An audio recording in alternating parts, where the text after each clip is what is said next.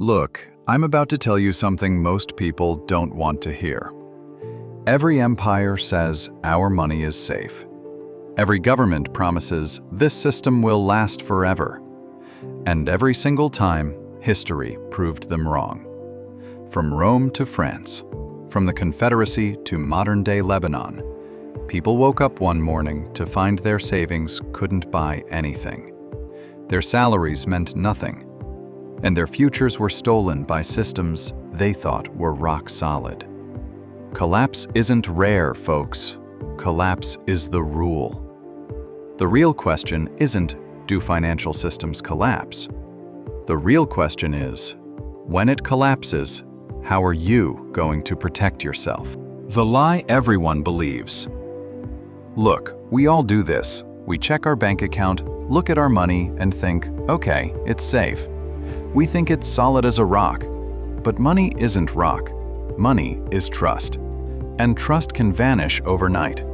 That's why history is so brutal, but also so valuable. Every collapse leaves behind clues, patterns, and warnings. It shows what actually protects wealth and what turns to dust. And if you pay attention, you'll see this. The survivors of these disasters weren't the ones who trusted most. They were the ones who doubted first. Byzantium's golden tale. You know the Byzantine Empire, the eastern half of Rome, the massive state that survived 1,000 years after the West collapsed. At the heart of its economy was a gold coin called the solidus. It was so reliable that merchants from Europe to the Middle East to Asia accepted it without question. It was like the global currency of the medieval world. But here's the interesting part. Rome had collapsed before by diluting the silver denarius. Emperors debased it so much that it eventually became a piece of tin with just a light coating of silver. We've told that story before. But the Byzantines made the same mistake centuries later, with gold. They started reducing the coin's purity, made it thinner, mixed in cheap alloys. At first, nobody noticed. Then, trust cracked. The coin that was the cornerstone of Mediterranean trade became nothing but political fiction. Debasement, lowering the value of money, destroyed its credibility. What survived? Not paper promises, not government decrees. Merchants who quietly hoarded real gold or land outside the empire preserved their wealth, while everyone else watched their money evaporate. Here's the first lesson. Governments can never resist the temptation to dilute their money, and when they do, real value flees to assets they can't counterfeit. The plague and opportunities. But not every collapse comes from rulers playing games with currency. Sometimes shocks come that you never expected. In the mid-14th century, Europe was hit by the most devastating pandemic in its history, the Black Death. Between 1347 and 1351, half of all Europeans died. Cities emptied, villages disappeared, trade routes collapsed. But the economic side isn't just a disaster story, because when half the workforce disappears, labor becomes valuable. Survivors could demand higher wages. Food and land became abundant relative to people. Families with liquidity, silver, goods, or just the ability to work, suddenly had bargaining power they'd never dreamed of. Land that once cost a fortune could be bought for a fraction. Houses were abandoned. Fields weren't being plowed. Survivors were in a buyer's market. Does this sound familiar? It should. During COVID, we saw the modern version. Supply chains broke, governments printed trillions, and those with liquidity scooped up assets, while people living paycheck to paycheck fell behind. In America, housing prices soared. Stock markets recovered immediately. Millions of ordinary people struggled to pay rent. The rhyme is clear. Pandemics redistribute wealth. They always have. Black Death survivors used scarcity to climb the social ladder. COVID survivors with liquid cash grabbed properties, stocks, and businesses that others couldn't hold. The lesson isn't comfortable, but it's true. Crises reward those with reserves and punish those without them. Florence's falling banks. Renaissance Florence also teaches an important lesson. Institutions that seem too big to fail can fall like dominoes. In the 1340s, Florence was Europe's financial capital.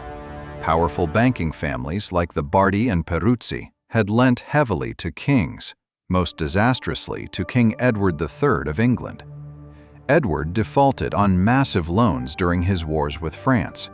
Credit froze, banks collapsed, depositors were ruined. The ordinary citizen who trusted the city's mighty banking dynasties discovered that size wasn't safety, reputation wasn't protection. What did people learn? Too big to fail is a lie as old as finance itself. Institutions exist for profit, not to guarantee your survival. When they fall, they'll take your savings with them. This lesson repeats every century, from the Florence crash to Lehman Brothers in 2008 to Lebanese banks freezing accounts in 2019. Survival belongs to those who recognize that an institution's promises are only good until the day they're not. American Civil War and paper money disaster.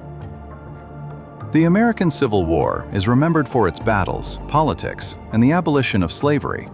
But behind it was a brutal financial war that most Americans today don't know about. The North and South discovered that war on this scale required printing money. In the North, the government issued greenbacks, paper money not backed by gold, but by the promise of the United States. At first, it seemed bold and patriotic. But the more greenbacks flooded the economy, the less they bought. Inflation eroded their value. In the South, it was worse. The Confederacy kept printing graybacks. By the end of the war, Confederate inflation had reached almost unimaginable levels, prices rising thousands of %. Soldiers' paychecks became worthless before they could spend them. Families carried bags of bills that could barely buy a loaf of bread. By 1865, Confederate currency wasn't just weak, it was dead. What mattered in that collapse wasn't paper promises, it was hard assets. Land, food, gold, anything real held value, while money turned into a cruel joke. For ordinary Southerners, it was devastating. Lifelong savings turned to dust. For opportunists with access to tangible goods, the war was a chance to seize property and wealth at fire sale prices. The lesson Americans rarely hear but should never forget. Your own country has already lived through a currency collapse. And when it happened, protection didn't come from trusting the paper in your wallet, but from holding value the system couldn't inflate away. French Revolution and the Assignat disaster. France in the 1790s, when revolutionaries toppled the monarchy and seized church lands, they issued a new paper currency called the assignat.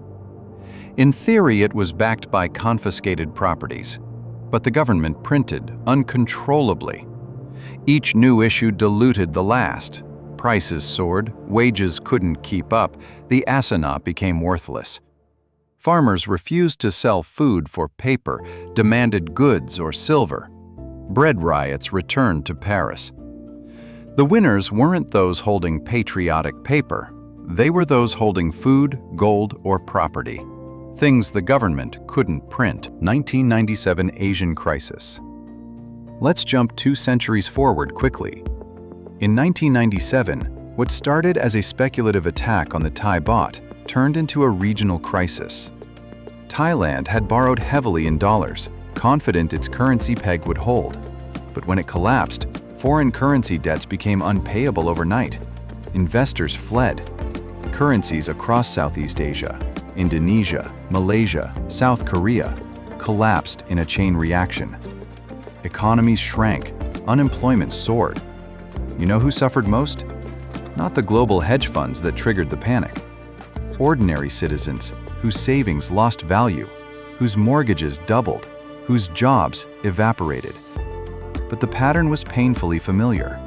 Those who held dollars or assets abroad did better than those who trusted local currency. Nations dependent on foreign debt were forced into austerity. Wall Street institutions walked away, buying Asian assets at fire sale prices.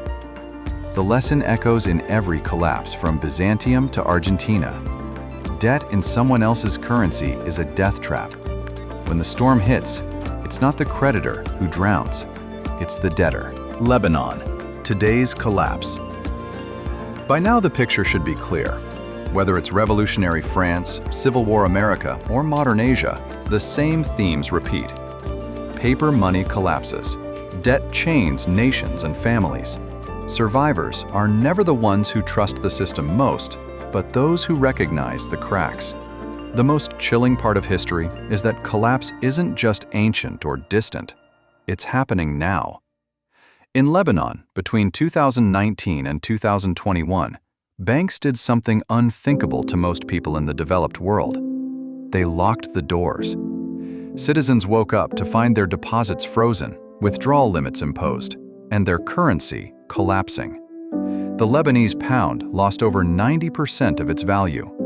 A lifetime of savings became pocket change. People lined up outside banks, begging for access to their own money, only to be told it was gone. Not just small savers, middle-class families, retirees, doctors, engineers, anyone who trusted the system was wiped out. The lesson was brutal and clear. Your money in the bank isn't a treasure chest. It's a loan you've made to an institution. And in a crisis, that institution can decide not to pay you back. The best survivors were those who had diversified abroad, held real assets like gold or property, or kept cash outside the banking system. Everyone else was trapped. How do you protect yourself? So, when everything falls apart, how do you protect yourself? History shows there's no single answer. In Byzantium, it was gold. After the Black Death, liquidity to buy abandoned land. In Florence, not trusting too-big-to-fail bankers. In the Confederacy, hard goods. In France, food and property. In Asia, avoiding debt in someone else's currency. In Lebanon, getting out of banks before they closed their doors. Patterns change, but the theme is constant. Survival doesn't come from blind trust in paper or institutions, but from recognizing what holds real value when illusions collapse. And here's the paradox that should wake you up. Collapse is both tragedy and opportunity. For the unprepared, it's ruin. But for those with resilience, liquidity, or assets that can't be printed away, it's the moment to acquire wealth at a fraction of its former cost. After the Black Death, peasants became landowners because there was too much land and not enough people to farm it. After 2008, those with cash bought homes during millions of foreclosures. History shows us that protection isn't just about defense. It's also about positioning yourself to seize what others, under pressure, are forced to give up. Real power production. Money loses meaning, but production never does. People still need to eat, to build, to trade, to live. And those who can meet those needs are never poor for long. That's the deeper protection. Not blind faith in institutions, not the hope that governments or banks will save you, but the combination of real assets, real skills, and the awareness that illusions always collapse. Every crisis is a transfer, from those who trusted to those who prepared, from paper promises to tangible value, from passive savers to active builders. History has shown this pattern again and again. The question isn't whether everything falls apart. It always does. The question is, will you be one of the many holding promises, or one of the few holding something real? History doesn't repeat, but if you ignore it, it will crush you. If this gave you a new perspective, don't forget to subscribe. History has the answers. I'll show you where to look.